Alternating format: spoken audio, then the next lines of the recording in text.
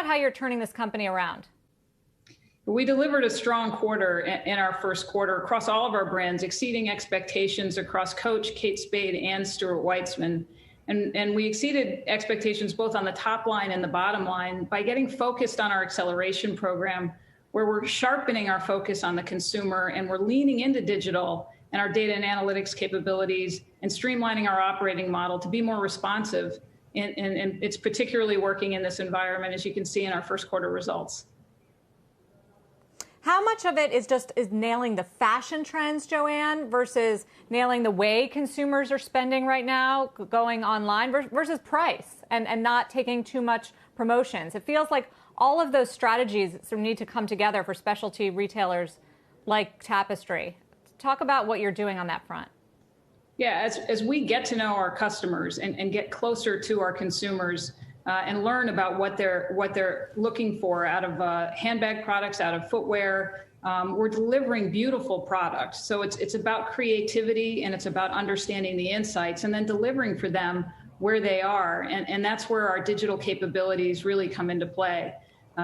We were up triple digits this quarter on the heels of triple digits the quarter before, so 2 quarters in a row. But we're also doing that as we're seeing the brick and mortar trends continue to improve. So we're delivering beautiful product at a great value for our consumers. And you can see that through the product we're delivering. The Coach Basquiat, I don't know if you've been in our store, Sarah, but the Coach Basquiat collection is beautiful product that the customers are really responding to. Product like the Spade Flower Jacquard and Kate Spade, or the Vote boot in Stuart Weitzman, which is really on trend and really what's on consumers' mind, really showing how our organization is responding to what consumers are interested in these days. I haven't been in a store in so long, of any store, and that's part of the problem. Also relates to handbags. How tough of a category is that to be in right now when people aren't going about their daily business, going to work as they normally would, going out to bars and restaurants and parties and concerts as they normally would? How do you sell handbags in this environment? Well, we love the category we're in. This is a category that had mid to high single-digit growth for a number of years.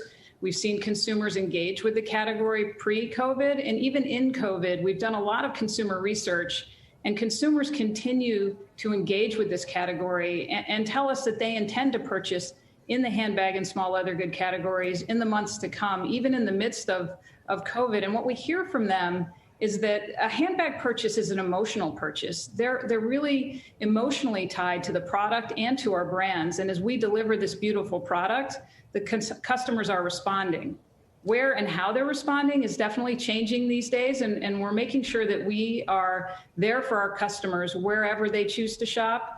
Our organization and our sales associates have been incredibly innovative in how we reach them. We're running Zoom shopping parties and virtual appointments for consumers. So even if they're not coming into stores, which we are seeing them come back to stores gradually, but even if they're not coming into stores, we're engaging them on digital platforms, on social media platforms. And as you can see from our results, they're increasingly buying online with our tremendous increases in the digital business over the past few quarters. Joanne, tell us about the geographic breakdown. I mean, it looks like China was particularly strong. Do you think they're back to their best again? Yeah, China was a real bright spot. Good afternoon, Wilfred. China was a real bright spot in our business, and it's nice to see that recovery continuing. We flipped to positive growth last quarter, and this quarter, strong double-digit growth, including nearly 40% growth on mainland China in the Coach brand.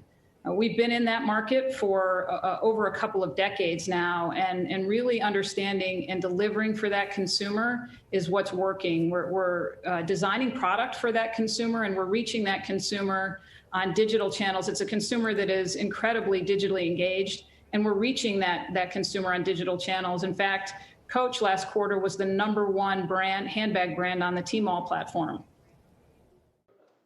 Shepard Smith here. Thanks for watching CNBC on YouTube.